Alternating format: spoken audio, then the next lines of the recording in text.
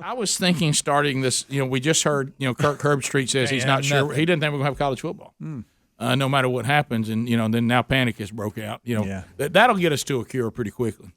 And for people to think that might be taken away, if it could be the end of soccer, maybe this coronavirus has done some good. Well, you have to look for positives. Yeah. If we're going to wipe out sports, but I want you to think about this for a minute. Okay, so let's look at the world we're living in now. Zoom is huge. Everybody's learned how to do things. Church is online. People even figure out how to do their Bible studies online and interact with each other. All that's happening. I thought to myself, like Bubba and I were talking about, we've worked with and have a good relationship with the Premier Speakers Bureau. So was just checking on them, saying, we're praying about it. And they said, we've had over 400 cancellations and postponements of events. Hello. That's their business is speakers going out and doing events and all that. Could we possibly move? Because everybody has to adapt. Could we get to a point where you said, okay, would Premier Speakers like shift? You would go and say, hey, I want John Maxwell to speak, but I know we can't gather in big gatherings. It's all electronic. For whatever. Yeah. My bunch is all going to be on here, and I know he's doing that right now. I was going to say he did that last week. He had like 4 summits coming up, and he just decided, I'm just going to do this online for everybody. We're Leadership Summit. We're doing the Wednesday Bible study online. Is there going to come a time if you have a speaker coming, that speaker just streams to you? Yeah. And then people watch it at home, just like we're doing church. And Premier Speakers, all they do now is book you the speaker you want. Yeah. I think it's very possible short term. And like you're talking about watching a football game, but nobody's there. Yeah. But you're all watching at home. What are the musicians doing right now? Because they can't stand it. No, they're going to perform. They're picking up their guitars and pianos and everything. What are they doing? They sing it to us from their house, and we're all watching if we want to.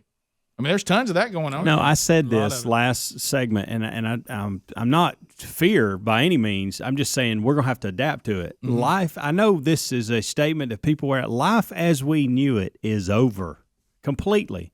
April 30th, it's not going to be back to normal. Mm-hmm. August 30th, it's not going to be back to normal. We're going to have to be realistic on. LeBron James is still kind of wearing the flag that I'm not playing in front of somebody. I want to play in front of crowds. Well, LeBron, I hate to break to you, buddy. For a while, if you want to get on the court and play basketball, you're going to have to do it without an audience watching you, unless it's on TV. Bubba has it. I have it. Speedy, you have it. I'm sitting here watching my kids. I come home. You know what they say? Where are the kids? Oh, they're in their room at school. What? Mm-hmm. Yeah, they're doing the class right now. They're doing this. They're just sitting there on the computer. So now, for some of y'all don't know how to act, I got bad news for y'all. Mm-hmm. Your parents are learning that if you don't know how to act, but they still want you to get a college degree, you can get it from home. Yes. Yeah. So, and you're like, well, man, I want to go down. Yeah, but if you don't know how to act, now your parents have got another thing they can hold over your head. Yeah. You say, well, you want me to have a college degree, don't you? Well, yeah, you just get it home because you don't know how to act. We talked a little bit about I'm talking about even return back to normal. You don't know how to act, so you're getting it at home. Rick, we talked a little bit about this in the kickoff hour. We're developing behaviors right now. Yeah. We're forced to do things that have been out there that many people wouldn't do just because they didn't want to change their ways. Well, now they're having to, and this is one of them. There's going to be many of kids decide through this process and their parents, you know what, I don't really want to go back to campus. I can do it right here. Right. Well, I just had a bad thought, too. What if God is teaching us this to prepare us for something worse? I know. We're learning right now. That's a bad feeling. I'm He's sorry always I said teaching. that. Yeah. I hope it's just spiritual thing. Yeah, but back to your comment on football, Rick, and Helms. Greg, I'm learning how to get Denver hooked up. I would have done that any other way. 1, 2, 3. Mm-hmm. Greg is concerned now. Playing to an empty stadium is one thing, but when you get to these sports that are real physical that require multiple people, the problem is going to be screening those that are actually in the game. There's still a lot of people involved in team sports, even if you don't have a crowd. Yeah. It's a lot of people. Right. I think there's some sports that you could work around it. It won't be easy, but like golf, for instance, that could be no gallery. And the caddy have to be. By the way, I'm watching. We went by. How you doing? Can't touch the flag. I'm really surprised that they haven't done that yet. I'm really surprised that we haven't seen a live tennis match between two people that we know that are not positive with the virus. Just watching it on TV. But aren't they touching the same ball? Well, they are, but if they're not positive, what's it matter? Right, you're saying them tested. I'm talking about, if you get everybody tested that's going that does not have it, and they go to this event, you could do it with golf. You could do Tiger and Phil against each other. Now, to Bubba's point, even to the team sport, because Bubba made the point, very big undertaking to have to screen 110,000 people. Correct. And 2 teams. Yes. Right. And 2 staffs. Yes. Yeah. But it's not that big of a thing to say, get your team lined up. You remember when you used to do Little League? And they used to have where everybody had to weigh in every game. Oh, yeah. And of course, people would cheat. You'd see players walking out of the woods with their stuff on. But I'm talking about they would line up the team and screen them to play the game.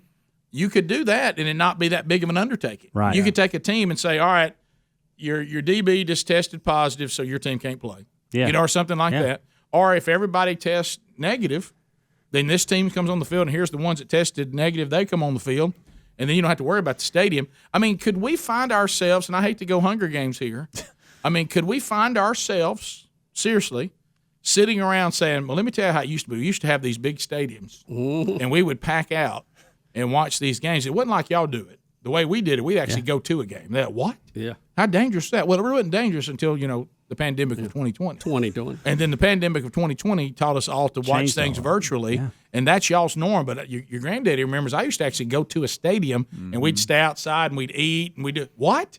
Yeah. Oh, yeah, it's not like right now where you just got nachos you made in there in the kitchen. We used to actually go to these stadiums and hang out in big crowds. Big crowds, Granddaddy? Big crowds? And Rick, people walked around and sold peanuts. Right. All right, let me ask you a question. And y'all would touch them? We would. So We'd say, right here.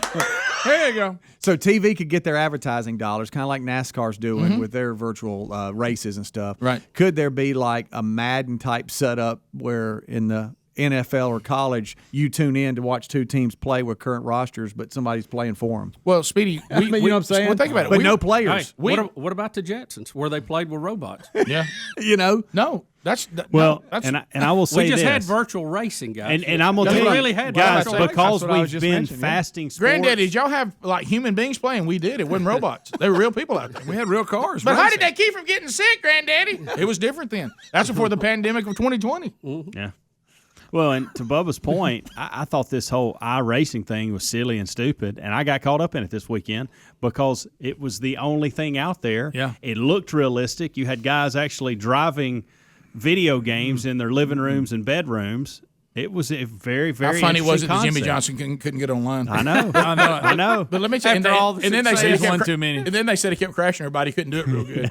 But you go back to this. Did you hear Denny Hamlin say that he did just as many interviews winning the virtual race as he did when he won a real race? Yeah. People were still doing interviews and everything.